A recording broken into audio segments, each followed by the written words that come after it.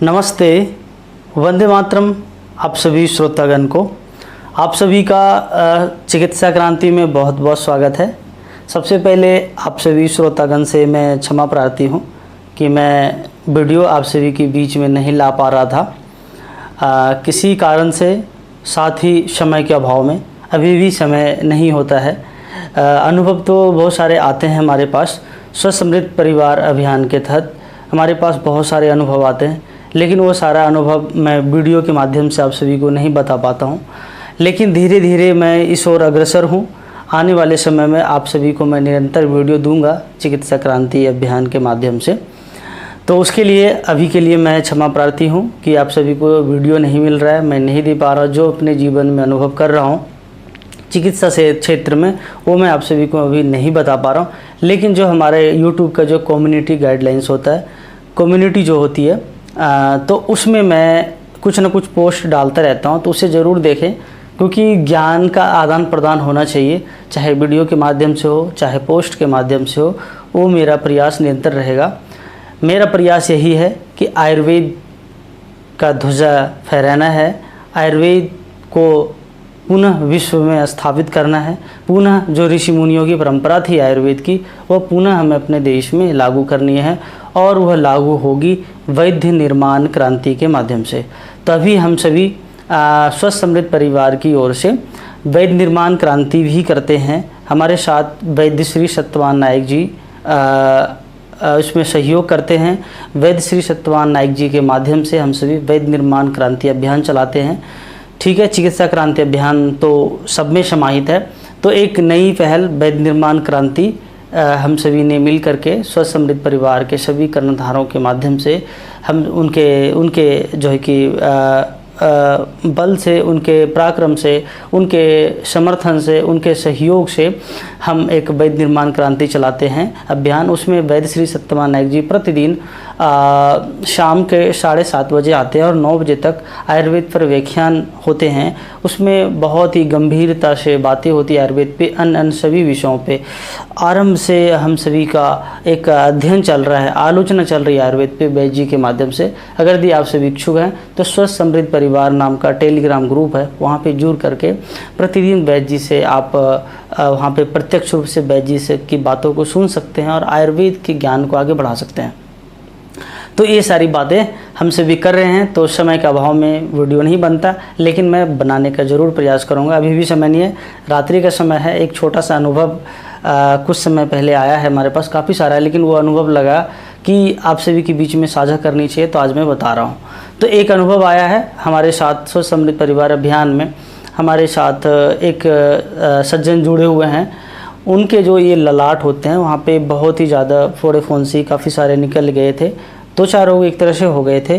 तो एक उनका हमें आया कि इसमें क्या करें दीपक जी, हमें बताएं। तो मैंने एक प्रयोग उसमें बताया था, वो नीम का प्रयोग है, नीम के पंचांग का प्रयोग है। नीम का पंचांग का प्रयोग कैसे करना है जिससे कि वो जो फोड़े फुंसी निकल जाते हैं, कई सारे त्वचा रोग हो जाते हैं इस तरह के। तो हम क्या करें, सबसे पहले एक छोटा सा अनुभव उनका सुनिए उस सज्जन का, उसके बाद मैं आपको उसका प्रयोग विधि लेने का मैं ज़रूर बताऊंगा। तो सबसे पहले आप इनका एक अनुभव सुन लें। नमस्ते। नमस्ते दीपक भैया। एक सज्जन थे जिनके सिर पर ऐसी फुंसियाँ हो गई थी। मैंने आपसे उपचार पूछा था, तो आपने नीम की छाल, पत्ती, फूल, फल, जड़, इन सब की चटनी बनाकर घी में मिलाकर लेप करने को कहा था तथा इसी चटनी का आधा चम्मच 1 कप पानी में घोलकर सुबह शाम पीने के लिए कहा था। तो ये उपचार लेने से इनके फुंसियाँ बिल्कुल ठीक हो गई हैं। आपको बहुत बहुत धन्यवाद। तो आपने इस सज्जन का अनुभव सुना होगा।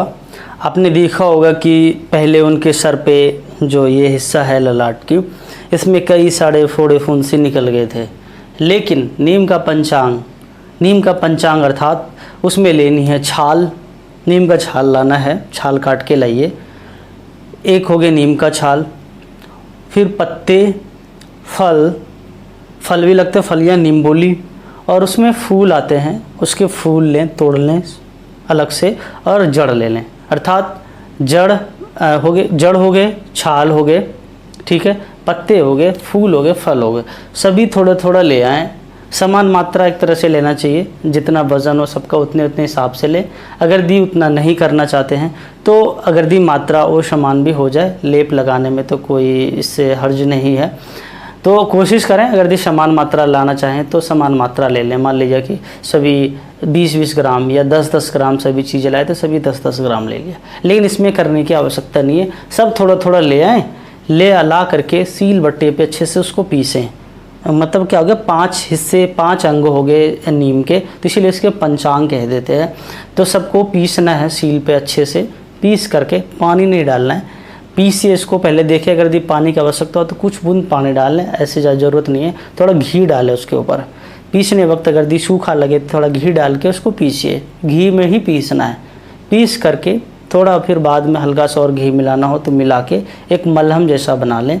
जब मलहम जैसा तैयार हो जाए तो उसके बाद जो है कि उसको क्या करना है, जहाँ पे फोड़े फुंसी निकल रहे हैं, पहले थोड़ा सा उसको नीम के पत्ते वगैरह ला करके उससे पानी बना के उबाल के, उससे पहले उस जो हिस्से हैं त्वचा के जहाँ पे फोड़े फुंसे हुए हैं उसको धो लें।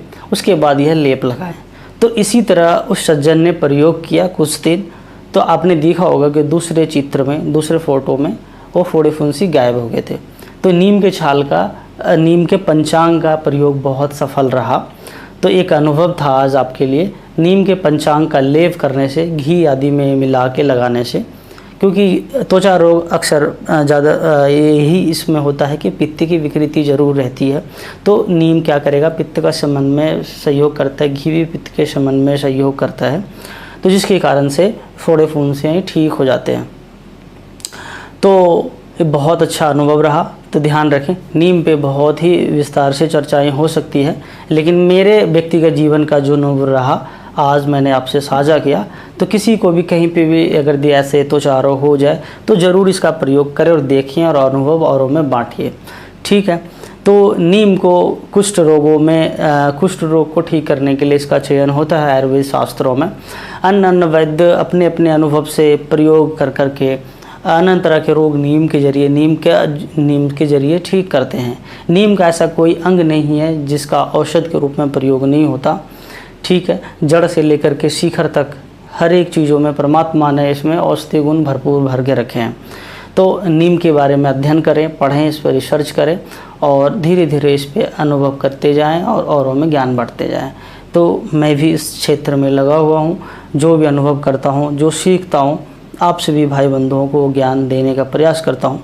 हमारा एक दूसरा भी चैनल है स्वस्थ समृद्ध परिवार नाम का, वहाँ पे बहुत ही ज़्यादा अनुभव आते रहते हैं, ठीक है। तो वहाँ भी आप सुने, देखें। यहाँ पे मैं किसी चीज़ को थोड़ा सा एक्सप्लेन करने का प्रयास करता हूँ, उसे बताने का प्रयास करता हूँ। तो इसी तरह से बहुत सारी चीज़ें हैं। छाल भी कुष्ठ रोग में, मतलब कि नीम को कुष्ठ रोगों में, कुष्ठ रोग को ठीक करने में बहुत ही लाभकारी माना जाता है, क्योंकि जो त्वचा रोग होते हैं लगभग सभी कुष्ठ रोग से संबंधित ही होते हैं। तो इनका प्रयोग करें, बहुत ही लाभकारी रहेगा और उत्तम लाभ देगा। पत्ते को जो है कि कुष्ठ रोग को ठीक करने में उसका प्रयोग कर सकते हैं। विष को नाश करता है, कृमि को ठीक करता है पत्ते, इस तरह की चीज़ों का प्रयोग आप कर सकते हैं, बहुत ही लाभकारी रहता है, ठीक है। कहीं कहीं मैंने पढ़ा कि नीम को त्रिदोष नाशक भी माना जाता है, तीनों दोषों का शमन करता है। तो ये सारी जानकारी थी, बहुत सारी जानकारी है, तो एक अनुभव रहा आज, तो इसका प्रयोग करें। साधारण सा एक प्रयोग है, करके आप लोगों की मदद कर सकते हैं और अपने देश को स्वस्थ और समृद्ध बना सकते हैं। तो धीरे धीरे मैं प्रयास करूंगा अन्य वीडियो आपके समक्ष आए, धीरे धीरे अन्य चीज़ों में मैं बताऊंगा। तो विशेष निवेदन है आप सभी से कि हम सभी से स्वस्थ समृद्ध परिवार नाम का टेलीग्राम ग्रुप है, वहाँ पे जुड़े। मैं व्यक्तिगत वहाँ पे बहुत ज़्यादा एक्टिव रहता हूँ वहाँ पे, और हमारे पूरी टीम जो स्वस्थ समृद्ध परिवार के हैं सभी एक्टिव रहते हैं वहाँ पे, जुड़ते हैं सभी कर्णधार। वैद्य श्री सत्यवान नायक जी आते हैं, गोविंद शरण प्रसाद जी आते हैं, सभी वहाँ पे चर्चाएं होती हैं। वैद्य जी का विशेष रूप से व्याख्यान होता है, समय समय पे गोविंद शरण जी का व्याख्यान होता है। कभी कभी मुझे समय मिलता है तो मैं भी कुछ जो समझता हूँ लोगों को बताने का प्रयास करता हूँ। वहाँ पर जुड़िए, आप सभी को अधिक से अधिक जानकारी मिलेगी। तो बस एक छोटा सा निवेदन था। तो आज इस ज्ञान को और में बांटिएगा। तो इसी जानकारी के साथ आप सभी से पुनः फिर मिलेंगे। तब तक के लिए नमस्ते, वंदे मातरम।